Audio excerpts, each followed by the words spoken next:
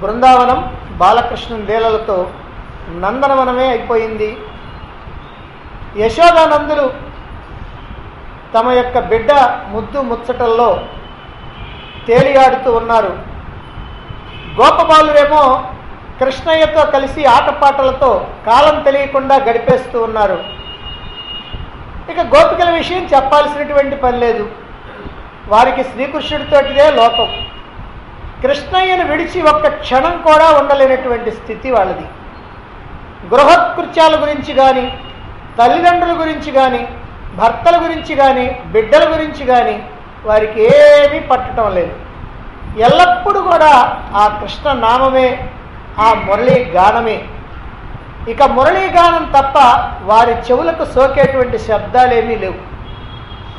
కృష్ణ యొక్క రూపం తప్ప వాళ్ళ కంటికి మరొకటేమీ కనిపించడం లేదు. కృష్ణయ్య తప్ప వారి మనస్సుల్లో ఇంకా ఎవరికి దేనికి చోటు లేదు. అదొక దివ్యమైనటువంటి భవ్యమైనటువంటి భావన. ఒకనాడు యశోద శ్రీకృష్ణుణ్ణి అలంకరిస్తూ ఉంది. కృష్ణయ్య చిలిపిగా చూస్తూ అల్లరి చేస్తూ నృత్యం చేస్తూ ఉన్నాడు. బృందావనం అంతా ఇలా ఆనంద డోలికల్లో తేలియాడుతూ ఉంటే ఇక అక్కడ మధురలో కంసుడు తనకి మృత్యువుగా భావించేటువంటి ఈ నందనందనుడి యొక్క విషయాన్ని తెలుసుకున్నాడు. ఎలాగైనా సరే అతన్ని సంహరించాలనే ఉద్దేశంతో ఎందరో రాక్షసుల్ని పంపిస్తూ ఉన్నాడు. పూతన, శకటాసురుడు, తృణావర్తుడు, వత్సాసురుడు, బకాసురుడు, అఘాసురుడు, ధేనుకాసురుడు, ప్రలంబాసురుడు ఇలా ఒకళ్ళ తర్వాత ఒకళ్ళు వస్తూ ఉన్నారు. వచ్చిన వాళ్ళు వచ్చినట్లుగా కన్నయ్య చేతుల్లో హతమై యమపురికి చేరుకుంటూ ఉన్నారు. కంసునికి ఏమీ తోచటం లేదు. ఏమి చేయాలో పాలుపోవటం లేదు. తన మందిరంలో కాలుగాలిన పిల్లిలాగా, గట్టున పడ్డ చేపలాగా, పిచ్చి పట్టిన కుక్కలాగా అటూ ఇటూ తిరుగుతూ ఉన్నాడు. భయంతో క్షణాలు గడిచిపోతూ ఉన్నాయి. మందిరమంతా శ్మశాన నిశ్శబ్దంలాగా ఉంది. ఎక్కడి నుంచో ఒక కుక్క ఏడుపు వినిపిస్తూ ఉంటే దూరం నుంచి నక్క భయంకరంగా అరుస్తూ ఉంది. సేవకులు దగ్గరికి రావటానికి భయపడుతూ ఉన్నారు. ఇంతలో కంసుడికి ఆనందం కలిగించాలనే ఉద్దేశంతో నాట్యగత్తెలు వచ్చారు. కానీ ఆ కంసుడి యొక్క హావభావాలు, అతడి యొక్క రూపాన్ని, అతడి క్రోధాన్ని చూచిన తర్వాత వాళ్ళు కూడా భయపడిపోయి అలాగే బొమ్మల్లాగా నిలబడిపోయారు. కంసుడు చూచాడు. చూస్తారే అని కసురుకున్నాడు. దానితో వారు సుడిగాలిలా తిరుగుతూ భయంతో నృత్యం చేస్తూ ఉన్నారు. నర్తకీమణులు నాట్యం చేస్తూ ఉంటే వాయిద్యకారులు వివిధ రకాలైనటువంటి వాయిద్యాలు వాయిస్తూ ఉన్నారు. వాళ్ళ యొక్క నృత్యం ఎలా ఉందంటే ప్రళయ తాండవంలా ఉంది. వాళ్ళ యొక్క సంగీతం ఎలా ఉందంటే శ్మశాన సంగీతంలాగా వినిపిస్తూ ఉంది కంసుడికి. ఆపండి, వెళ్ళిపోండి అని ఆ నర్తకీమణుల్ని, వాయిద్యకారుల్ని గద్దిచ్చాడు. దానితో వాళ్ళు భయంతో బెక్కదచ్చిపోయి పరుగు లంకించుకున్నారు. ఆ తర్వాత ఒక సేవకుడు, కంసుడికి బాగా ఆత్మీయుడైనటువంటి సేవకుడు వచ్చాడు. ఆ కంసుడి దగ్గరగా నిలబడ్డాడు. అతన్ని చూసి కంసుడు అంటున్నాడు, అరే, కృష్ణుడు అంటే ఎవరో నీకు తెలుసా? అతడి పేరు ఎప్పుడన్నా విన్నావా అని అడిగాడు కంసుడు. అడిగితే, మహారాజా విన్నాను, అతడు మన పూతన్ని వధించాడట కదా, కాళీని పడగల మీద నాట్యం చేశాడట కదా, అతడి మదం అణిగించేసి పంపించేశాడంట కదా, అఘాసురుణ్ణి అంతం చేశాడట కదా, శకటాసురుణ్ణి సంహరించాడంట కదా, గోవర్ధనగిరిని అమాంతంగా పైకెత్తి చిటికెన వేలి మీద నిలిపాడట కదా 7 రోజులు అన్నాడు. వాడిలా శ్రీకృష్ణుడిని పొగుడుతూ ఉంటే భరించలేకపోతున్నాడు కంసుడు. దౌర్భాగ్యుడా, నా తిండి తిని వాడి బండి ఎక్కుతావా అంటూ చెంప మీద ఒక్కటి చెళ్ళనిచ్చాడు. దానితో వాడు కాస్త క్రింద పడిపోయాడు. ఖబర్దార్, వాడి పేరు కనుక ఎత్తావా నీ పేరుకి ఈ లోకంలో వినపడకుండా చేస్తాను అన్నాడు కంసుడు. ఇంతలో మధుపాత్రను చేతబట్టుకొని ఒక స్త్రీ అక్కడికి వచ్చింది. ఆ అందాల బొమ్మ చేతి నుంచి ఆ సువర్ణ మధుపాత్రని అందుకున్నాడు కంసుడు. నోటి వద్ద పెట్టుకోబోయాడు. అంతే, ఆ మధుపాత్రలో కృష్ణుడు కనపడుతూ ఉన్నాడు. బిగ్గరగా కేకేసి ఆ మధుపాత్రను కిందకి విసిరేశాడు. మధు అంతా ఒలికిపోయింది. ఆ పాత్ర కూడా అలా వంకర్లు పోయి ఎక్కడికో పోయి పడిపోయింది. అలా కింద పడిపోయినటువంటి మధువులోని ప్రతి బిందువు నుంచి కూడా అలా కృష్ణుడు కనపడుతూ ఉన్నాడు. మధు కదులుతుంటే విషనాగులు కదులుతూ ఉన్నట్టుగా కంసుడికి కనిపిస్తూ ఉంది. ఇదంతా కంసుడికి అర్థం కావటం లేదు. ఒకవైపు ద్వేషం, మరొక వైపు పట్టరానటువంటి క్రోధం, రెండు కలిపి అతన్ని పిచ్చివాడిని చేస్తూ ఉన్నాయి. ఎంతలో పట్టప్రాణి వచ్చింది. అనేక విధాలుగా కంసుడిని అనునయపరిచింది, ఓదార్చింది, భోజనం చేయమని చెప్పి ప్రాధేయపడింది. ఏవో సానుకూలమైనటువంటి మాటలు వినిపిస్తూ దగ్గర కూర్చొని భోజనం వడ్డించింది. కంసుడు పళ్ళెం వైపుకు చూశాడు. అందులో వడ్డించబడినటువంటి ఆహారం అంతా అతడికి ఎలా కనపడుతుందంటే పుర్రెల్లాగా, ఎముకల్లాగా కనపడతా ఉంది. నీరేమో రక్తంలాగా కనిపిస్తూ ఉంది. పాత్రని ఒక్కసారి కాలితో తన్నాడు. వెనుదిరిగి తన యొక్క మందిరానికి వెళ్ళిపోయాడు. నాగుబాము బుసలు కొడుతున్నట్టుగా బుసలు కొడుతూ ఉన్నాడు. ఈ సమయంలో శుభమస్తు అంటూ నారదుడు ప్రవేశించాడు. నారదుడు త్రిలోక సంచారి. ఆయన ఎప్పుడూ నారాయణ నామస్మరణ చేస్తూ ఉంటాడు. ఆయన దగ్గర ఒక మహతి అనేటువంటి వీణ ఉంది. ఆ వీణను ఎప్పుడు వాయిస్తూ ఉంటాడు. అలా పాడుతూ పాడుతూ ఉంటాడు, తిరుగుతూ తిరుగుతూ ఉంటాడు, పాడుతూ తిరుగుతుంటాడు, తిరుగుతూ తిరుగుతూ పాడుతూ ఉంటాడు. త్రిలోకాలని చుట్టి వస్తూ ఉంటాడు. ఆయనకి రాక్షసులని, దేవతలని, మానవులని ఏ భేదం లేదు. అందరి దగ్గరికి వెళతాడు. అందరూ గౌరవిస్తూనే ఉంటారు. అందువల్ల నారదుడు ఎప్పుడైతే ఇలా ప్రవేశించాడో కంసుడు శిరస్సు వంచి నమస్కారం చేశాడు. తన యొక్క ఆవేదనని తెలియజేశాడు. శ్రీకృష్ణుని గురించి ప్రశ్నించాడు. అప్పుడు నారదుడు చెప్తున్నాడు, ఓ కంసభూపాల, దేవకీదేవి అష్టమ గర్భంలో జన్మించినటువంటి పుత్రిక దేవకి పుత్రిక కాదు, ఆమె యశోద యొక్క పుత్రిక. బలరాముడు దేవకీదేవి యొక్క సప్తమ సంతానం. అతడే రోహిణి పుత్రుడయ్యాడు.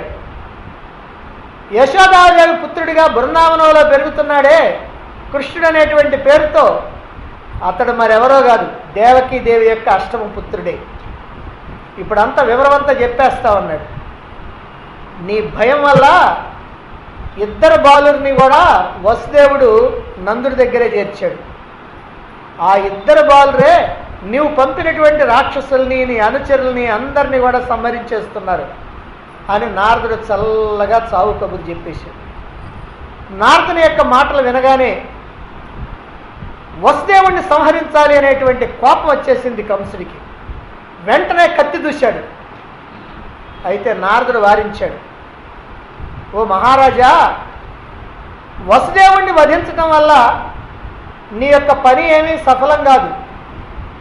పైగా నీకు చెడ్డ పేరు వస్తుంది. నీకు శత్రువు ఎవరు? కృష్ణుడు. కాబట్టి నువ్వు గనక సంహరించాల్సి ఉంటే ఆ కృష్ణయ్యను సంహరించాలా, అంతే తప్ప వసుదేవుణ్ణి కాదు అని నారదుడు అడ్డగించాడు. నారదుడి చేత అడ్డగించబడినటువంటి కంసుడు ఒక్క క్షణం ఆలోచించాడు. ఇక తరుణోపాయం ఏమిటో ఆలోచించి దేవకి వసుదేవుల్ని మళ్ళీ చెరసాలలో బంధించాడు. నారదుడు అంతర్ధానం అయిపోయాడు. కంసుడు తన యొక్క మంత్రిమండలిని సమావేశం చేశాడు. ఇప్పుడు తక్షణ కర్తవ్యం ఏమిటని సమాలోచనలు జరుపుతూ ఉన్నాడు. వాళ్ళల్లో కేసి అనేటువంటి ఓ రాక్షసుడు ఉన్నాడు. కంసుడికి బాగా నమ్మిన బొంటైనటువంటి వాడు. అతడు వ్రజపురానికి వెళ్ళి శ్రీకృష్ణుణ్ణి వధించాలని నిశ్చయం చేసుకున్నాడు. కంసుడు ఆ కేసుతో చెప్పాడు, నువ్వు వెళ్ళి ఆ కృష్ణుడిని సంహరించిరా, ఎవరు కూడా నీతో సమానులు కాదు, నువ్వైతే ఖచ్చితంగా సంహరించగలుగుతావు అని కేసుని పంపించాడు. ఇక చాణూర ముష్టికులు అనేటువంటి మల్లయోధుల్ని పిలిపించాడు. ఓ మహావీరులైనటువంటి మల్లయోధులారా, బృందావనంలో బలరామకృష్ణులు నివసిస్తూ ఉన్నారు. వాళ్ళు దేవకీ వసుదేవుల యొక్క బిడ్డలే. వాళ్ళు నన్ను చంపాలి అనేటువంటి ఆలోచన చేస్తూ ఉన్నారు. వాళ్ళ చేతుల్లో నాకు చావుందని ఆకాశవాణి కూడా చెప్పింది. కనుక వాళ్ళని ఇప్పుడు ఇక్కడికి పిలిపిస్తా. మీరేం చేస్తారంటే మల్ల యుద్ధంలో వాళ్ళని వధించాల అని చెప్పాడు. దానికి వాళ్ళిద్దరు కూడా సరేనన్నారు. అదెంత పని మహారాజా, తప్పనిసరిగా మేము ఆ పని చేస్తామన్నారు చాణూర ముష్టికులు. ఆ తర్వాత మావటివాడిని పిలిపించాడు. ఓ మావటివాడా, మల్ల యుద్ధ భూమికి వచ్చేటువంటి దారిలో ద్వారం దగ్గర కువలయాపీఠం అనేటువంటి ఒక మదపు టేనుగుని నువ్వు అక్కడ ఉంచు. ఎప్పుడైతే బలరాముడు కృష్ణుడు ఆ ద్వారం దగ్గరికి వస్తారో వెంటనే ఏనుగు చేత తొక్కించి వాళ్ళని చంపేసి అన్నాడు. ఆ తర్వాత వాళ్ళని పంపించేసి యాదవ శ్రేష్ఠుడైనటువంటి అక్రూరుని పిలిపించాడు. అక్రూరుడు వచ్చారు. సాదరపూర్వకంగా అతన్ని ఆహ్వానించాడు. అతడి చేతులు పట్టుకున్నాడు కంసుడు. ఆయనతో ఇలా ప్రార్థిస్తూ ఉన్నాడు. ఓ అక్రూరా, నాకు ఇప్పుడు నీ అవసరం కలిగింది. నీలాగా నన్ను ప్రేమించేవాళ్ళు, నీలాగా నన్ను ఆత్మీయంగా చూచేవాళ్ళు మరెవ్వరు లేరు. బృందావనంలో బలరామకృష్ణులు ఉన్నారని తెలిసింది. వాళ్ళని ఎలాగైనా సరే నీవు ఇక్కడికి తీసుకొని రావాలి. ఇక్కడ జరిగేటువంటి ధనుర్యాగం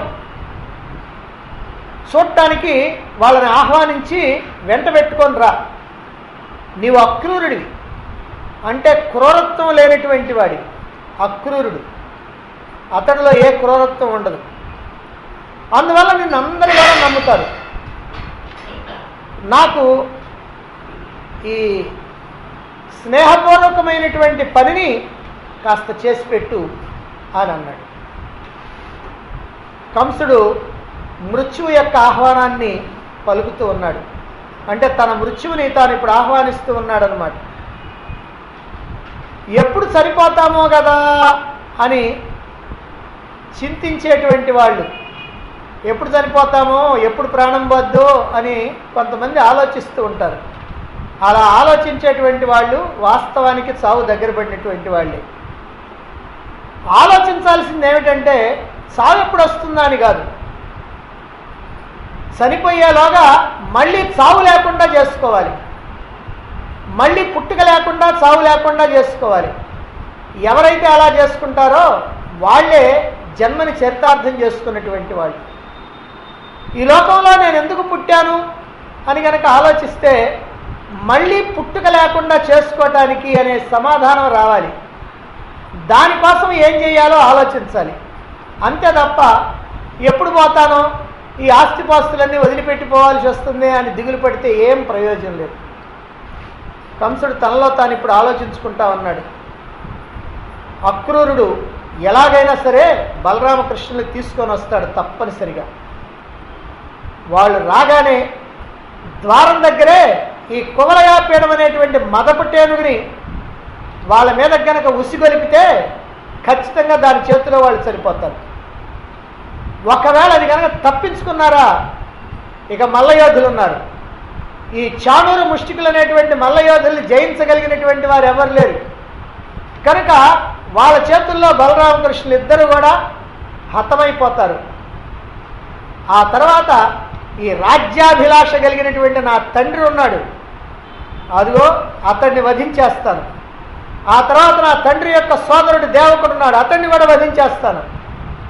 ఆ పైన అజాత శత్రువునై, శత్రువులు ఎవరు లేకుండా ఈ భూమండలం మొత్తాన్ని ఏలుకుంటాను అని తనలో తాను ఆలోచించుకుంటా ఉన్నాడు. కంసుడి యొక్క పలుకుల్ని అక్రూరుడు ఆలకించాడు. వాని యొక్క దుష్టబుద్ధిని, దానికి పర్యవసానం ఏమిటో కూడా ఆలోచించాడు. అందుకని సముచితమైనటువంటి రీతిలో కంసుడికి సలహా ఇస్తున్నాడు. ఓ కంస మహారాజా, నీవు సావును తప్పించుకోవటం కోసం చక్కని ఆలోచన చేస్తున్నావు, అది బాగానే ఉంది. కానీ ఫలితం మాత్రం దైవాధీనం. కాబట్టి నీ కోరిక సిద్ధించినా సిద్ధించకపోయినా సమమైనటువంటి బుద్ధి కలిగి ఉండి, సుఖదుఖములందు సమబుద్ధి కలిగి, ద్వంద్వాల యందు సమబుద్ధి కలిగి నువ్వు చేయవలసినటువంటి కర్తవ్యం ఏమిటో నువ్వు చెయ్యి, అదే నీకు మంచిది అని తెలియజేశాడు. అంతేకాకుండా సుఖదుఖాలను సమంగా భావించి, సిద్ధి అసిద్ధి అనేటువంటి దాన్ని కూడా సమంగా భావించి, నాకు మీరు ఏ కార్యాన్ని అయితే అప్పగించారో ఆ పనిని నేను నెరవేర్చడం కోసం ప్రయత్నిస్తా అన్నాడు అక్రూరుడు. అలా అని వెళ్ళిపోయాడు కంసుడి దగ్గర నుంచి. ఇప్పుడు కేసి అనేటువంటి రాక్షసుడు అశ్వరూపంలో బృందావనంలో ప్రవేశిస్తూ ఉన్నాడు. శ్రీకృష్ణుని వధించడం కోసమని కేసి అశ్వరూపాన్ని ధరించాడు. ఈ అశ్వం చాలా బాగా విశాలమైనటువంటి వక్షస్థలం కలిగినటువంటిది. తన యొక్క పాదఘట్టనలతోటి నేలను తవ్వుతూ భయంకరంగా సకిలిస్తూ వస్తున్నది ఈ గుర్రం. శ్రీకృష్ణుడిని అన్వేషిస్తూ వస్తున్నటువంటి ఈ కేసిని శ్రీకృష్ణుడు కూడా గమనించాడు. అది దగ్గరకు రానిచ్చాడు. ఒక్కసారి సింహనాదం చేశాడు. దాంతో ఈ కేసి అనేటువంటి రాక్షసుడు కూడా సింహనాదం చేశాడు. అలా చేస్తూ ముందుకు వచ్చి శ్రీకృష్ణుడి పైకి ఉరికాడు. అలా ఉరికి భయంకరంగా నోరు తెరుచుకొని ముందుకొస్తూ వెనక కాళ్ళతో ఆ శ్రీకృష్ణుడిని తన్నాలనుకున్నాడు. శ్రీకృష్ణుడు తప్పించుకున్నాడు. వాడి యొక్క రెండు కాళ్ళని గట్టిగా పట్టుకొని గిర్రున చక్రంలాగా తిప్పి గరుత్మంతుడు విలాసంగా సర్పాలని ఏ రకంగా అయితే విసిరేస్తాడో ఆ విధంగా 400 గజాల దూరానికి ఆ గుర్రాన్ని కేసి అనేటువంటి రాక్షసుడిని విసిరేశాడు. అయితే కేసి ఎలాగో పైకి లేచాడు. భయంకరంగా నోరు తెరిచాడు. మళ్ళీ శ్రీకృష్ణుడిని మింగటం కోసమని వస్తూ ఉన్నాడు. శ్రీకృష్ణుడు చిరునవ్వులు చిందిస్తూ కన్నంలోకి సర్పం ప్రవేశించినట్టుగా ఆ తెరిచి ఉన్నటువంటి వాడి యొక్క నోటిలోకి తన యొక్క ఎడమ చేతిని బోనిచ్చాడు. ఎప్పుడైతే శ్రీకృష్ణుడు తన చేతిని నోట్లోకి బోనిచ్చాడో ఆ చేతిని కొరికేయాలని చెప్పి ప్రయత్నం చేశాడు ఈ కేసి. అయితే ఆ చెయ్యి వాడికి లోహంలాగా ఉంది, ఇనప ముక్కలాగా ఉంది. అందుకని కొరకటానికి కొరుకుడు పడటం వల్ల అయినప్పటికీ కూడా బలంగా కొరకటానికి ప్రయత్నం చేశాడు. అలా ప్రయత్నం చేసినప్పటికీ వాడి పళ్ళన్నీ ఊడిపోయి శ్రీకృష్ణుడి చెయ్యి లోపల పెరిగిపోతూ ఉంది, పెద్దదైపోతూ ఉంది, బాగా విశాలమైపోయింది.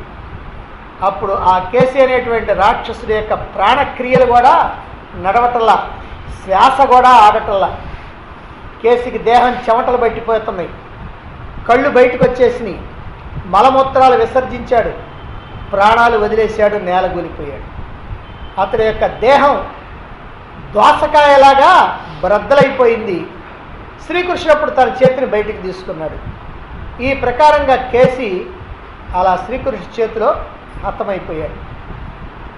ఈ సందర్భంలో శుకయోగీంద్రుడు పరీక్షణ్ మహారాజుకి ఈ భాగవత గాథను వినిపిస్తూ ఒక మాట చెబుతున్నాడు. ఓ రాజా, భయంకరమైనటువంటి శత్రువుని అతి సులభంగా వధించినప్పటికీ కూడా శ్రీకృష్ణుడు ఏమాత్రం గర్వం చెందల. ఇప్పుడే కాదు, ఆ చిన్నతనంలో 5వ రోజు దగ్గర నుంచే రాక్షస సంహారం చేస్తున్నాడు. అయినప్పటికీ కూడా ఎప్పుడూ గర్వాన్ని పొందల, అతి సామాన్యంగా మాత్రమే ఉంటూ ఉన్నాడు.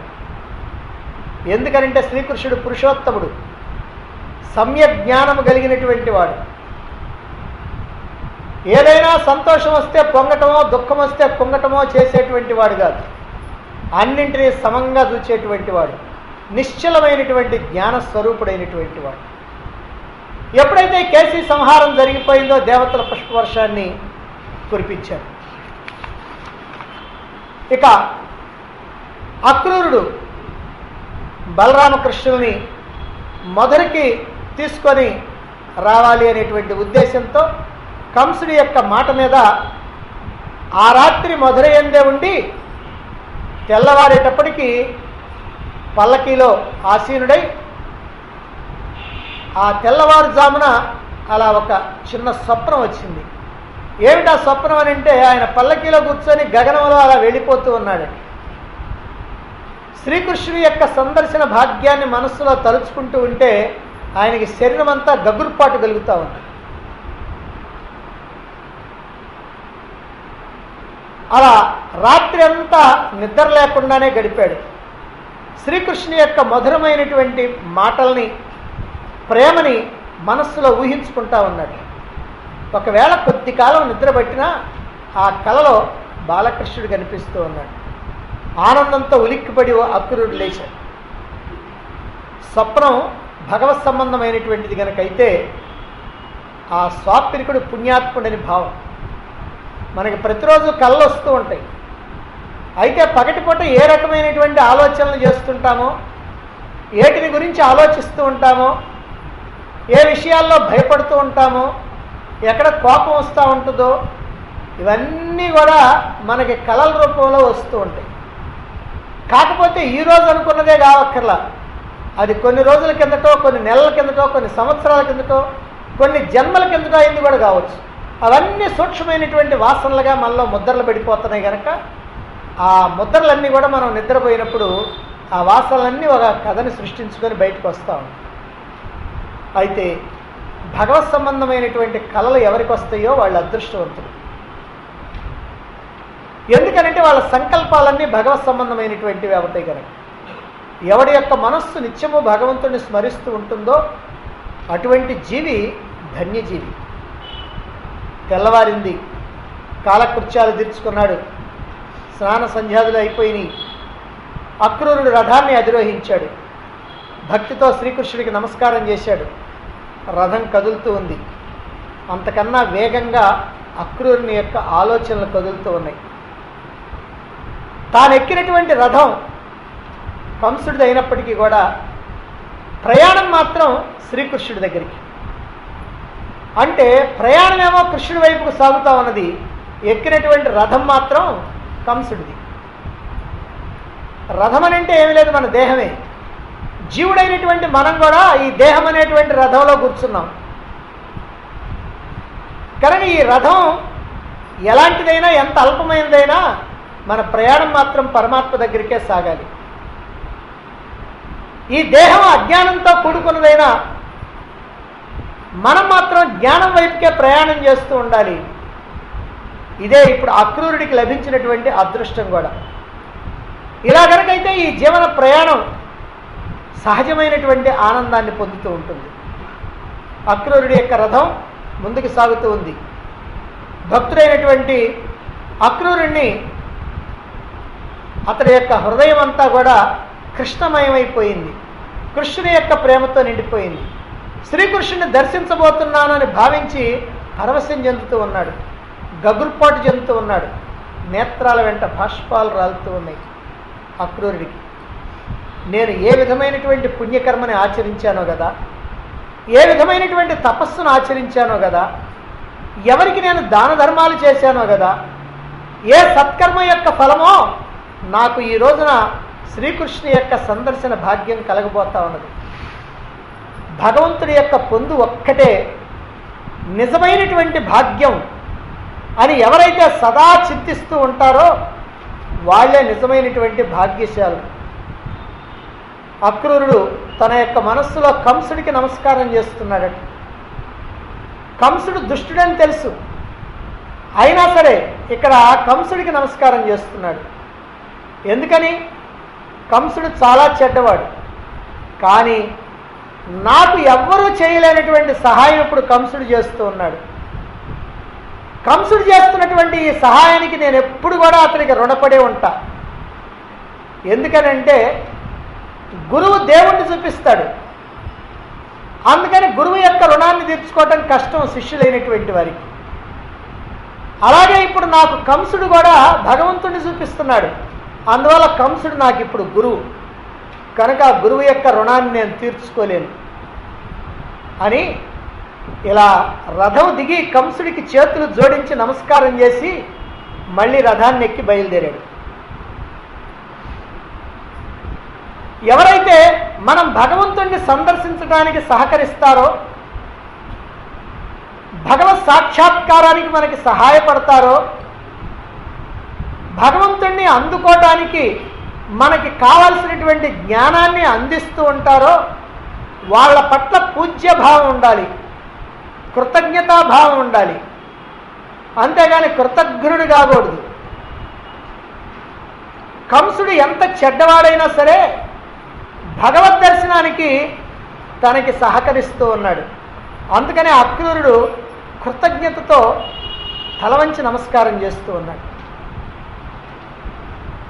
ఈనాటి అధునాతన శిష్యవర్గం జ్ఞానప్రదాత అయినటువంటి గురువు యొక్క గుండెల్ని పిండిన తర్వాత కానీ శాంతించరు కొందరు. గురుసేవ ముక్తిని ప్రసాదిస్తుంది, గురుద్రోహం నరకాన్ని ముందుంచుతుంది. శ్రీకృష్ణు యొక్క చరణ కమలాలు దర్శించడానికి తహతహలాడుతున్నాడు ఈ అక్రూరుడు. ఎందుకనంటే ఆయన చరణ కమలాలను కనుక దర్శించినట్లయితే, వాటిని స్పర్శించినట్లయితే, వాటికి నమస్కరించినట్లయితే నా పాపాలన్నీ కూడా నశించిపోతాయి. ఆ పాదాల చెంత ఎంతమందో తరించారు, ఎందరో తరిస్తారు అని మనస్సులో అక్రూరుడు భావిస్తూ ఉన్నాడు. ఇలా అక్రూరుడు ఆలోచించుకుంటూ ఉండగా కొన్ని మృగాలు వచ్చి తన యొక్క రథం చుట్టూ కూడా ప్రదక్షిణం చేస్తూ ఉన్నాయి. మృగములంటే లేళ్ళు. ఇది శుభసూచకం, ఇది శకునాల్లో శుభశకునం అన్నమాట. అంటే తన యొక్క అభీష్టం తప్పకుండా నెరవేరుతుంది అనేటువంటి విషయాన్ని తెలియజేస్తాయి. అందుకని సంతృప్తి చెందుతూ ఉన్నాడు. ఏ వ్యక్తి అయితే భగవంతుడిని దర్శించబోతాడో, ఎవరికైతే పరమాత్మ దర్శనం లభించబోతూ ఉందో అటువంటి వాడి చుట్టూ జింకలు ప్రదక్షిణం చేస్తూ ఉంటాయి. ఎందుకనంటే ఇక్కడ జింక చంచలమైనటువంటి కళ్ళు కలిగినటువంటిది, స్థిరత్వం లేనటువంటిది. మనలో ఉన్నటువంటి సంకల్పాలు కూడా అంతే, చంచలం. ఇప్పుడు ఈ ఆలోచన చేస్తాం, మరుక్షణంలో ఇంకొక ఆలోచన చేస్తాం, మరుక్షణంలో ఇంకొక ఆలోచన చేస్తాం. ప్రతిరోజు ఇలా ఎన్ని సంకల్పాలు చేస్తూ ఉంటాము, ఎన్ని సంకల్పాలు వికల్పాలు అయిపోతుంటాయో మళ్ళీ కొన్ని సంకల్పాలు కొత్తవి వస్తూనే ఉంటాయి. ఇలా అన్నీ కూడా చంచలమైనటువంటివి. ఈ జింకల్లాగా లేళ్లలాగానే మన యొక్క సంకల్పాలు కూడా ఏమాత్రం స్థిరత్వం లేకుండా ఉంటాయి. మరి పరమాత్మ దర్శనం ఎప్పుడవుద్ది? సంకల్ప నిరోధం జరిగినప్పుడు, సంకల్పాలన్నీ కూడా ఆగిపోయినప్పుడు. మృగాలన్నీ కూడా అక్రూరుల చుట్టూ ప్రదక్షిణం చేస్తున్నట్టుగా ఈ సంకల్పాలన్నీ కూడా నీ చుట్టూ తిరిగి తిరిగి తిరిగి నిన్ను కదిలించలేక చివరికి నీకు నమస్కరించి నిష్క్రమిస్తుంది. అందుకనే ఇక్కడ లేళ్ళు ఆ రథం చుట్టూ తిరగటాన్ని ఇక్కడ శుభసూచకంగా శకునాల్లో చెప్తూ ఉంటారు. ఈనాడు నేను తప్పకుండా శ్రీహరిని దర్శిస్తాను.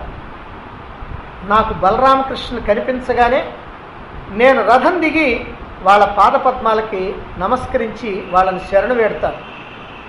అంతేకాదు ఆ మహాత్మునితో కలిసి చరించినటువంటి పుణ్యాత్ములైనటువంటి గోపాలునికి కూడా నేను నమస్కారం చేస్తాను.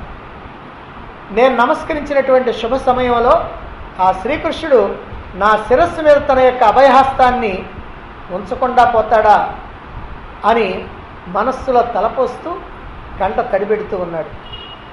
నేను కంసుడు పంపగా వస్తున్నటువంటి వాడిని. ఓ కృష్ణ, కంసుడు దుష్టుడైనా ఆ కంసుడు పంపగా వచ్చినటువంటి నేను మాత్రం దుష్టుని కాదు. నేను కంసుడి యొక్క దూతని కనుక కంసుడి దూతని కదా అని చెప్పి నన్నేమైనా విడిచిపెడతావేమో, పరిత్యజిస్తావేమో. ప్రభు, నీ పాద పద్మాలని దర్శించాలనేటువంటి తీవ్ర కాంక్ష తప్ప నా హృదయంలో మరొక రకమైనటువంటి కోరిక ఏదీ లేదు. ఓ కృష్ణ, నీవు పరమాత్మవు, నీకు తెలియనిదంటూ ఏదీ లేదు. నిర్మలమైనటువంటి దృష్టి కలిగినటువంటి నీకు సమస్తము కూడా గోచరిస్తూ ఉంటుంది. నీ మనస్సు నన్ను పరిత్యజించదు అని మనస్సులో చింతిస్తూ ఉన్నాడు. దారిలో ప్రయాణం చేస్తున్నంతసేపు అక్రూరుడు శ్రీకృష్ణుని గురించే ఆలోచిస్తూ ఉన్నాడు. ప్రతి భక్తుడు ఈ విషయాన్ని గుర్తుపెట్టుకోవాలి. నిజమైనటువంటి భక్తుడు ఎవరైనా సరే ఈ విషయాన్ని చాలా జాగ్రత్తగా గుర్తుపెట్టుకోవాలి. మనం వేసేటువంటి ప్రతి అడుగులో కూడా భగవత్ స్మరణ కొనసాగాలి. అందుకనే పూర్వకాలంలో పెద్దవాళ్ళు, మన ఇళ్లలో ఉండేటువంటి ముసలమ్మలు, ముసలయ్యలు కూడా ఎప్పుడైనా సరే, ఏది చేస్తున్నా సరే, ఎవరికైనా ఏదన్నా ఇస్తున్నా, ఏమైనా చేస్తున్నా కృష్ణ అర్పణం, భగవదార్పణం అని అంటుంటారు. కూర్చున్నా లేచినా రామరామాను, కృష్ణ కృష్ణను అంటుంటారు.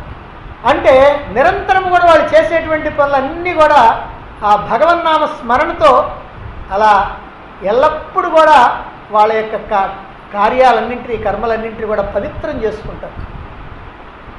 కానీ ఈనాడు మనకెందుకో గుర్తురాడు భగవంతుడు. అప్పుడప్పుడు గుర్తుకొస్తుంటాడు కానీ ఎల్లప్పుడూ గుర్తుకురాడు. ఎందుకంటే మనకి ఇది అలవాటు లేకపోవటం వల్ల. అందుకని మనం చేసేటువంటి ప్రతి పని కూడా, ప్రతి సందర్భంలో కూడా అలా భగవంతుడిని స్మరిస్తూ ఉండాలి. ఇక్కడ రథం మీద వస్తూ ఉన్నాడు. వస్తూ ఉంటే ఏదో ప్రకృతి దృశ్యాలు చూసుకుంటూ ఆహా ఓహో అనుకోవచ్చు కదా అక్రూరుడు. కానీ ఎక్కడా ఏమీ చుట్టల్లా, ఆయనకంతా శ్రీకృష్ణ పరమాత్మ కనపడుతూ ఉన్నాడు. ఆయన్నే స్మరిస్తూ ఉన్నాడు, ఆయన్నే దర్శిస్తూ ఉన్నాడు, ఆయన్నే భావిస్తూ ఉన్నాడు. ఆయన దగ్గరికి పోయినప్పుడు తాను ఏం చేస్తాడో, ఆయన ఏం చేస్తాడో, ఇవన్నీ కూడా ఇలా భావించుకుంటా ఉంటున్నాడు. ఇది భగవద్భావాన్ని పెంపొందించుకునేటువంటి పద్ధతి. అక్రూరుడిలాగా భగవంతుడి గురించినటువంటి ధ్యానాన్ని సదా కొనసాగిస్తూ ఉండాలి. కొందరు దారిన వెళ్ళేటప్పుడు వ్యర్థమైనటువంటి విషయాలు మాట్లాడుకుంటూ వెళుతూ ఉంటారు. కొంతమంది చెడ్డ మాటల్ని, చెడ్డ ఆలోచనల్ని చేస్తూ ఉంటారు. కొంతమంది ఏవేవో పేక మేడల్ని కట్టుకుంటూ ఉంటారు. ఇలా జీవితం అంతా గడుపుతూ ఉంటారు. కానీ భక్తుడైనటువంటి వాడు అలా కాకుండా భగవంతుడిని గూర్చే ఆలోచిస్తూ ఉండాలి అని మనకి ఇక్కడ అర్థమవుతుంది. రథం బృందావనాన్ని సమీపిస్తూ ఉంది. అక్రూరుడి యొక్క దృష్టి దారి మీద పడ్డది. రథం వస్తూ ఉంటే ఆ నేల మీద అతని యొక్క దృష్టి పడ్డది. అక్కడ ఓ దృశ్యం అతన్ని పరవశింపజేసింది. అందుకనే రథాన్ని ఆపాడు, క్రిందికి దిగాడు. ఆ దృశ్యం ఉన్న చోటికి వెళ్ళి చూచాడు. ఏముంది అక్కడ? చిన్న చిన్న పాదముద్రలు ఉన్నాయి. ఆ పాదముద్రలో శంఖం, పద్మం, ధ్వజం మొదలైనటువంటి చిహ్నాలు కూడా కనిపిస్తూ ఉన్నాయి. అక్రూరుడు కదిలిపోయాడు. ఆ పాదముద్రలకి సాష్టాంగ దండ ప్రమాణం చేస్తూ ఉన్నాడు. నా కృష్ణుడు ఈ ప్రదేశాలన్నీ కూడా తిరిగి ఉండవచ్చు, లేకపోతే ఈ పాదముద్రలు ఇక్కడికి ఎలా వస్తాయి అని ఆలోచించాడు. శ్రీకృష్ణుడు నడిచి వెళ్ళినటువంటి ఈ పుణ్య ప్రదేశంలో నేను రథం మీద కూర్చొని వెళ్ళటం ఏం బాగుంటుంది? చూడండి ఆలోచన ఎట్లా సాగుతూ ఉంది.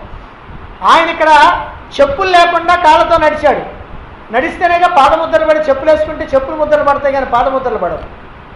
అంటే ఆయన పాదాలతో నడిచినటువంటి చోట నేను రథం ఎక్కి నడిచేదా? వద్దు అని అనుకొని ఆయన రథం దిగి, రథం వస్తూ ఉంటే ఆయన పక్కన వస్తూ ఉన్నాడన్నమాట. అంటే ఈ విధంగా నిరంతరము కూడా ఆ శ్రీకృష్ణ భావనలోనే ఆ అక్రూరుడు తిరుగుతూ ఉన్నాడు. కొంత దూరం వెళ్ళాడు. మళ్ళీ ఈ భూమాతకి అలంకారాన్ని ఇస్తూ శ్రీకృష్ణుని యొక్క పాదముద్రలు మళ్ళీ కనిపించింది. ఈసారి అక్రూరుడికి దివ్యమైనటువంటి పారవశ్యం కలిగింది. బలరామకృష్ణుల్ని మధురకి తోడుకొని పోయేందుకు కంసుడి ఆజ్ఞ మీద అక్రూరుడు బృందావనానికి ప్రయాణమయ్యాడు. కంసుడి యొక్క రథం బృందావనంలో ప్రవేశించింది. భగవానుని యొక్క పాదముద్రల్ని దర్శించడంతోనే అక్రూరుడిలో ఆనందం, ఆశ్చర్యం కలిగింది. శరీరంలో ఉన్నటువంటి రోమాలన్నీ కూడా నిక్కబొడుచుకున్నాయి. కన్నీటితో దృష్టి కనపడకుండా పోయింది. వెంటనే ఆ ధూళిని చూచాడు. ఆహా, ఈ ధూళి శ్రీకృష్ణుని యొక్క చరణ ధూళి. ఎక్కడైతే ఆ శ్రీకృష్ణుని యొక్క పాదముద్రలు పడ్డాయో అక్కడ ఉన్నటువంటి ఆ ధూళిని తీసుకున్నాడు. ఇది పవిత్రమైనటువంటి ధూళి అంటూ దాని ముందు పడి పొరలాడాడు దానిలో. ఈ విధంగా మహాత్ముడైనటువంటి అక్రూరుడు ఒక చోట గోశాలలో బలరామకృష్ణులు ఇద్దరిని చూచాడు. రామకృష్ణుల్ని దర్శించి వాళ్ళ దగ్గరికి వెళ్ళి వాళ్ళ యొక్క పాదాల మీద అలా దండంలాగా పడిపోయాడు, సాష్టాంగ పడిపోయాడు. పరమాత్మ దర్శనం వల్ల కలిగినటువంటి ప్రేమోన్మాదంలో అక్రూరుడు కదిలిపోతూ ఉన్నాడు. నేత్రాల వెంట బాష్పాలు రాలుతూ ఉన్నాయి, శరీరం గగుర్పాటు చెందుతూ ఉంది. నేను అక్రూరుడిని అని కూడా పలకలేకపోయాడు. నోట్లో నుంచి ఆ మాట రావట్ల, గాద్గదమైపోతా ఉంది. శ్రీకృష్ణుడు అక్రూరుడిని పట్టి లేపి ఆలింగనం చేసుకున్నాడు. బలరామకృష్ణులు ఇద్దరు కూడా ఆయన చేతులు పట్టుకున్నారు. కృష్ణుడు అంటున్నాడు, చిన్నాన్న బాగున్నావా అని అడుగుతూ ఉన్నాడు. ఆ ప్రేమ పలుకులు ఎప్పుడైతే చెవిన పడినాయో అక్రూరుడు పరవశించిపోయాడు. నోట్లో నుంచి మాట రావటం లేదు, బాగున్నట్లుగా తల ఊపాడు, నోట్లో నుంచి మాట రావట్లా. రామకృష్ణులు ఇద్దరు కూడా అక్రూరుని ఇంటికి తీసుకొని పోయారు. ఆయన యొక్క పాదాలను స్వయంగా ఒత్తారు, సేద తీర్చుకోమని పరిచర్యలు చేస్తూ ఉన్నారు. భోజనం చేశారు. అక్రూరుడు నందుడు కూర్చొని ముచ్చటించుకుంటూ ఉన్నారు. నందుడు అడుగుతున్నాడు, అక్రూరా, క్రూరుడైనటువంటి కంసుడు ఎలా ఉన్నాడు? కసాయి వాడి చేత పోషింపబడేటువంటి గొర్రెల్లాగా మీరు ఎన్ని కష్టాలు అనుభవిస్తున్నారో కదా అన్నాడు. ఆ నందుడి యొక్క ప్రేమ పలుకులు వింటూ ఉంటే అక్రూరుడి యొక్క మనస్సంతా కూడా కదిలిపోతూ ఉంది. ఇంతవరకు పడ్డటువంటి అలసటంతా కూడా తీరిపోయింది. మళ్ళీ సాయంత్రం భోజనం అయిపోయిన తర్వాత అక్రూరుడి దగ్గరికి బలరామకృష్ణ ఇద్దరు వచ్చి కూర్చున్నారు. అక్రూరుడి యొక్క రాక కారణం ఏమిటని అడిగారు. అప్పుడు అక్రూరుడు చేతులు జోడించి నమస్కరిస్తూ శ్రీకృష్ణుడితో ఇలా అంటున్నాడు, ఓ పురుషోత్తమా, నీకు తెలియనటువంటి విషయం ఏముంది? కంసుడి యొక్క దురాగతాలన్నీ పెచ్చు పెరిగిపోయినాయి. వసుదేవుణ్ణి కూడా సంహరించడానికి కంసుడు సిద్ధమయ్యాడు. కానీ నారద మహర్షి అడ్డుపట్టడంతో ఆ ప్రయత్నం మానుకున్నాడు.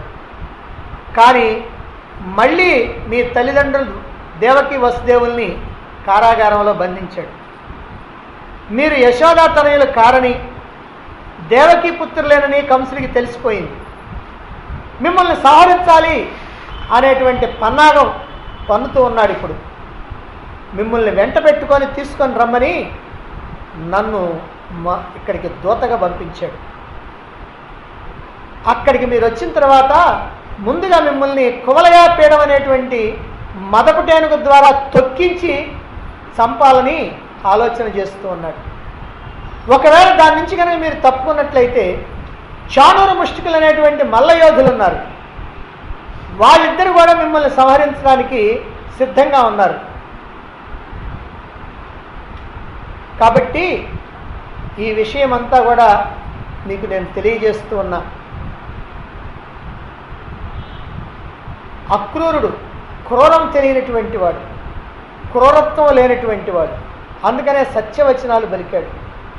అక్రూరుడి యొక్క మాటల్ని ఆలకించి బలరాముడు కృష్ణుడు ఇద్దరు కూడా మందహాసం చిందిస్తూ నందుడికి ఇలా తెలియజేస్తూ ఉన్నారు, ఓ మహారాజా, మన యొక్క ప్రయాణానికి ధనుర్యాగాన్ని వీక్షించడానికి సిద్ధం చేయండి అని. నందుడు కూడా గోపాలుని పిలిచి ధనుర్యాగాన్ని చూడటం కోసం మధురకు ప్రయాణం గమ్మని తెలియజేస్తూ ఉన్నాడు. ఈ వార్త తెలియగానే యశోద అమితంగా దుఃఖించింది, నరకవేదన అనుభవిస్తూ ఉంది. భర్త దగ్గరికి వచ్చింది, ఆయనతో తన బాధను చెప్పుకుంటా ఉంది. ఆహా, ఏమిటి ఈయన అక్రూరుడా? ఈయన అక్రూరుడు కాదు, క్రూరుడే. లేకపోతే మెల్లమెల్లగా వచ్చి మరణ వార్తను అందిస్తాడా? కన్నయ్య లేనటువంటి ఈ బృందావనంలో నేను ఎలా ఉండగలుగుతాను? కృష్ణయ్య లేకపోతే ఈ బృందావనం అంతా చిన్నబోతుంది కదా. గోవుల ఆహారాన్ని ముట్టవే, కావలిస్తే మీరు వెళ్ళండి, నా కన్నయ్యని తీసుకెళ్లేందుకు మాత్రం నేను ఒప్పుకోను. అవసరం అనిపిస్తే బలరాముని తీసుకొని వెళ్ళండి. కన్నయ్యని తీసుకెళ్తే నా చేతులతో నేను ఎవరికి బొమ్మ పెట్టాలి? ఎవరికి వెన్న తినిపించాలి? నా కన్నయ్యని వదిలి నేను ఒక్క క్షణం కూడా బ్రతకలేను. అసలు ఈ వార్త నిజమా కళ నా కృష్ణుడు ఏమిటి, నన్ను వదిలిపెట్టి వెళ్ళటం ఏమిటి? 2 రోజుల క్రితం నాకు ఒక కల వచ్చింది.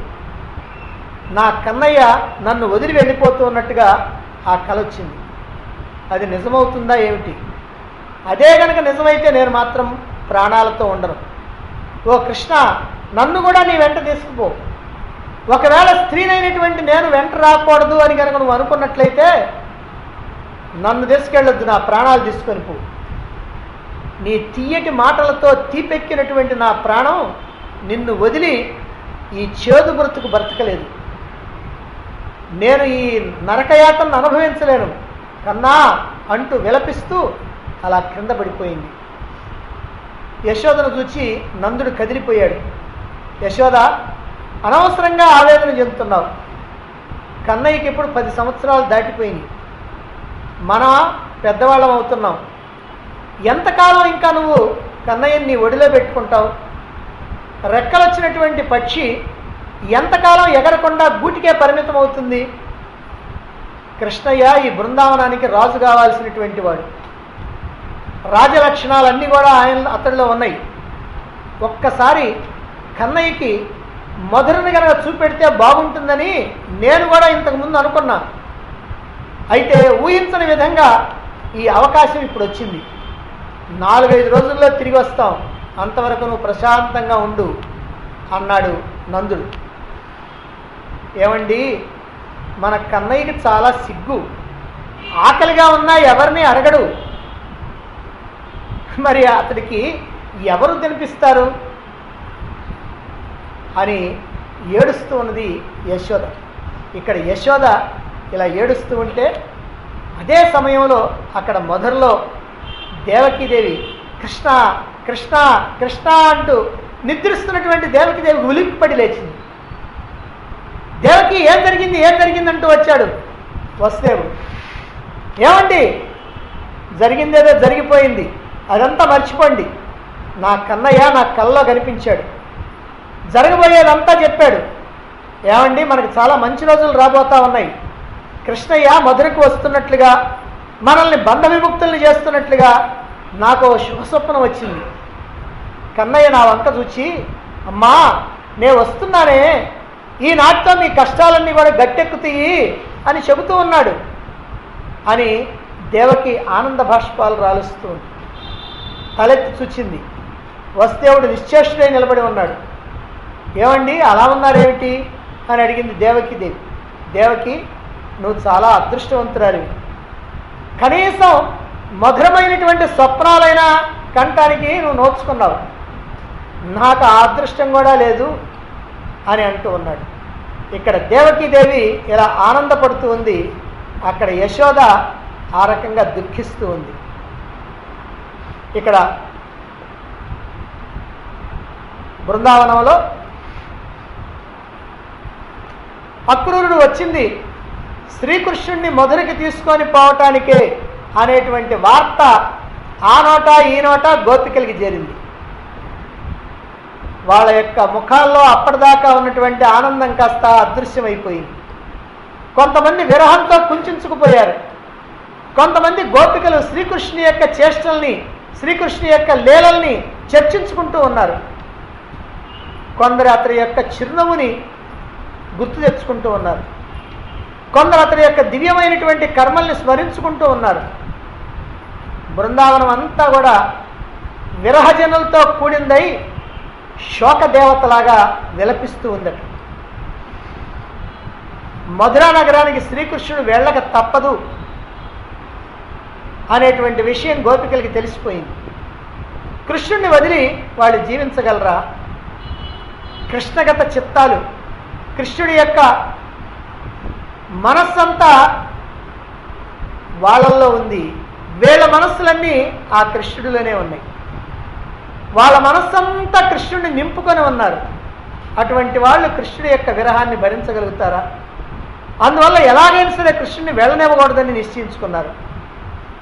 సహకరించమని దేవతల్ని ప్రార్థించారు, వృక్షాల్ని ప్రార్థించారు, ఆకాశాన్ని అర్థించారు, పారే యముణ్ణి ప్రార్థించారు.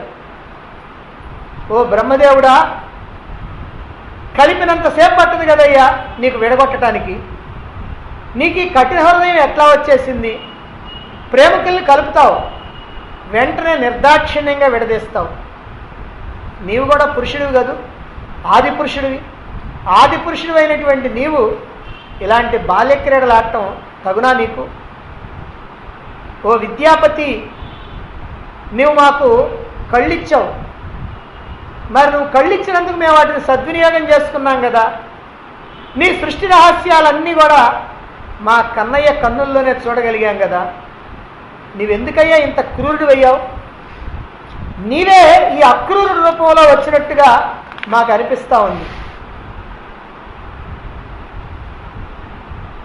ఇలా బ్రహ్మని నిందించి ఆ తర్వాత తమలో తాము గోపికలు ఇలా అనుకుంటున్నారట, ఓ చెల్లారా, మన బ్రతుకులు ఎలా మారిపోయినాయి. భర్తల్ని, పుత్రుల్ని, బంధుజనుల్ని అందరినీ వదిలిపెట్టేశాం. శ్రీకృష్ణుడినే స్మరించాం, ఆ కృష్ణుడికి దాసీలం అయిపోయాం, కారుణ్యమూర్తిని భావించాం. ఇంత కఠినాత్ముడు అవుతాడని ఊహించలేకపోయాం కదా.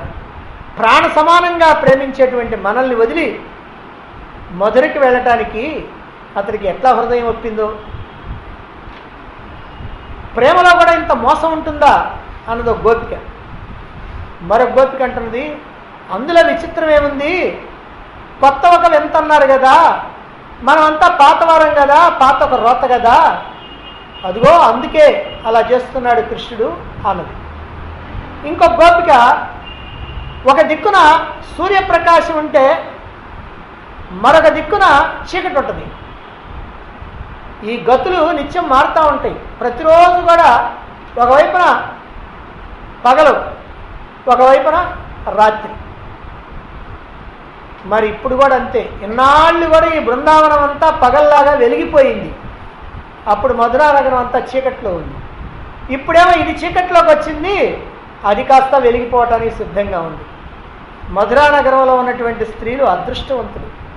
శ్రీకృష్ణు యొక్క దివ్యమైనటువంటి ముఖారవిందాన్ని దర్శించడానికి నోచుకున్నటువంటి అదృష్టశాలుడు వాళ్ళు అని ఒక గోపిక అంటే, మరో గోపిక అంటుంది, మధురానగరం పెద్ద పట్టణం, మన బృందావనంలాగా చిన్న పల్లెటూరేం కాదు. అక్కడ ఉన్నటువంటి స్త్రీలంతా కూడా మంచి నాగరికులు, వాళ్ళు చాలా అందంగా ఉంటారట. వాళ్ళ యొక్క ప్రేమలో పడ్డాడా కృష్ణుడు మనల్ని పూర్తిగా మర్చిపోతాడు. ఇక అలాంటప్పుడు మనం ఎందుకు బ్రతకటం అని అంటున్నది మరొక గోపిక. పట్టణవాసులైనటువంటి మధురానగర స్త్రీల యొక్క స్నేహ మాధుర్యాన్ని అనుభవించిన తర్వాత ఈ నిరక్షరాస్యులైనటువంటి మన యొక్క పొందు శ్రీకృష్ణుడికి రుచిస్తుందా అని దుఃఖిస్తూ ఉన్నారు. మరొక గోపికేమో అక్రూరుని నిందిస్తూ ఉంది. అక్రూరుడు దయలేనటువంటి వాడిగా కనిపిస్తూ ఉన్నాడు. క్రూరమైనటువంటి ఈ వ్యక్తికి అక్రూరుడు అనేటువంటి పేరు సరిగ్గా లేదు. మనం ఇలా దుఃఖిస్తున్నప్పటికీ పట్టించుకోకుండా మనకి దూరంగా శ్రీకృష్ణుడిని తీసుకొని పోతున్నాడు అని అంటే, మరొక గోపిక అంటా ఉన్నది, మనం ఎన్ని అనుకున్నా మన మాటలన్నీ అరణ్యరోదనమే. కఠినాత్ముడైనటువంటి కృష్ణుడు బయలుదేరుతూ ఉన్నాడు, అంతకంటే కఠినాత్ములైనటువంటి గోపాలుడు ఆయన వెంబడిపోతా ఉన్నారు. వాళ్ళకంటే కఠినాత్ముడైనటువంటి అక్రూరుడు తీసుకొని పోతా ఉన్నాడు. మన విషయంలో దేవుడు కూడా కఠినంగానే ఉన్నాడు. అందరికంటే మనం కఠినాత్ములను కనుకనే ఇంకా మనం బ్రతుకున్నాం అని భోర్న ఏడుస్తూ ఉన్నారు. ఇలా ఏడుస్తూ ఇక మధురా నగరానికి ప్రయాణం అవుతూ ఉన్నటువంటి ఆ కృష్ణునికి అడ్డం వెళ్ళాలని నిశ్చయించుకున్నారు. మరి ఏం చేస్తున్నారో మనం రేపు చెప్తాం.